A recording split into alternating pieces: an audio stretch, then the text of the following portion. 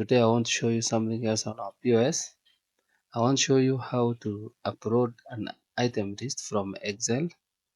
Last time I showed you how to add items one by one, and you can see from my POS dashboard here, this POS, I don't have any items in the system.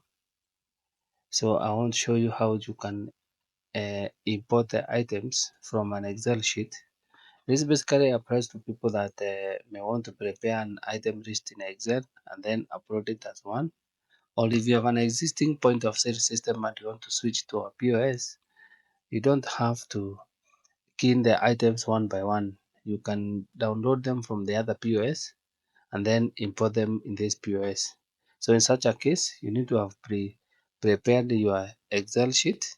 An example, I have an Excel sheet here. I'm assuming mine is a wines and spirit, and I have these products. You can see I have a column for the item name, I have a column for the category, I have a column for the cost, I have a column for the price, and then I have a column for the quantity. I've assumed a quantity of 50 for all the products. This applies to all types of businesses that are selling products. So this, I'll close this. The most important thing is to know where this file is saved. So when I come to my POS, again, from the dashboard, you go to the inventories, then you go to items, then you go to import items. From here, you can now choose where you save the file. So I just choose the file. So my file is saved at the desktop. I have a list here for wines and spirit. Then I'll click the file and I say open. So what the system will do, if I've named the columns correctly, these are the columns in my Excel sheet.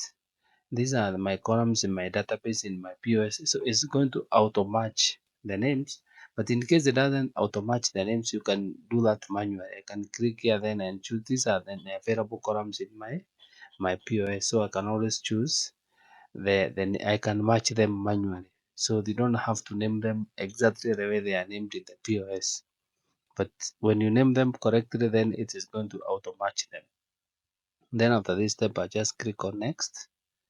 Then I just click on complete Excel import and it's done. So if I want to confirm if my items have been imported, I just need to come back to items. And from here now you can see that all my items have been imported into my POS. So it's as simple as that. So that's how you import the items directly from an Excel sheet. You can also do it through, you can save it as a CSV format, especially if you have a large file. That is a bit easier to import. So thank you so much for continued support.